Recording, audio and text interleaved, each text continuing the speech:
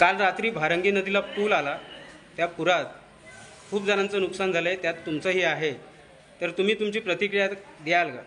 माझं नाव विनायक खंबाळे आणि आमचं दुकानाचं नाव भावेश फुटवेअर।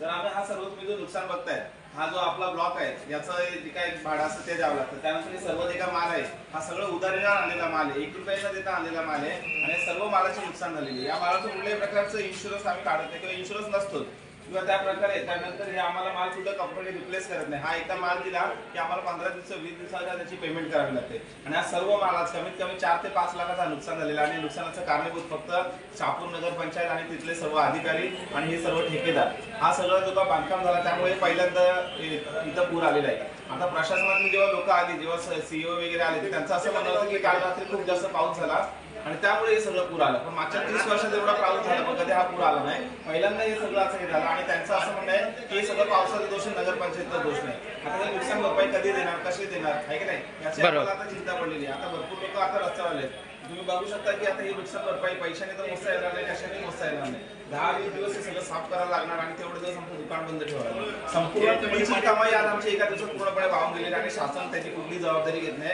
अजूनपर्यंत शासनाचा बेजबाबदारपणा आणि नालायकपणा इथे दिसत आहे। आता हे जे काही तुम्ही बघताय ती भिंत बांधली, हे फक्त आणि फक्त काही ठेकेदार लोकांच्या जमिनी जास्त महागात विकल्या जाव्या आणि त्यासाठी त्यांनी ते बांधलेलं आहे। शहापूरमध्ये डेव्हलपमेंट करण्यासारखं भरपूर काय काय, पण त्यांना ते डेव्हलपमेंट दिसणार नाही। फक्त त्यांनी ते नदीच्या बाजूचं बांधकाम केलं, कुठल्याही प्रकारच्या इलिगल परमिशन, कुठल्याही प्रकारचे डिक्लेरेशन न वाचता त्यांनी सर्व हे बांधकाम करून सर्वसामान्य लोकांचं नुकसान झालेलं। आज इथे या सोसायटीमध्ये तेवढ्यातली सदनिका घेतला, तेवढ्या सगळ्यांच्या नवीन कार लोनवर असलेल्या 14-14 लाखाच्या कार वाहून गेले।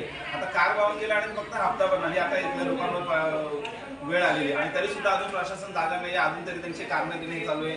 प्रशासनावर दबाव होते की तुम्ही हे सर्व हटवा, आपण तिथे नगरपंचायतमध्ये जाऊन बोललो असं। तर याबाबत तुमची या दोषी अधिकाऱ्यांवर आणि नगरपंचायतचे जे ठेकेदार आहेत त्यांच्यावर कारवाई करण्याची काय मागणी असेल? मी म्हणतो एक परमिशन देण्यापासून जे रिलेटेड सर्व ऑफिसर आहेत, कलेक्टर पासून तर खालती जे काय आपल्या तहसीलदार मॅडम, त्यानंतर सीईओ, त्यानंतर प्रांत यांच्या सर्वांवर निलंबनाची कारवाई व्हावी आणि सर्वसामान्यांना नुकसान भरपाई देऊन ही भिंतीचा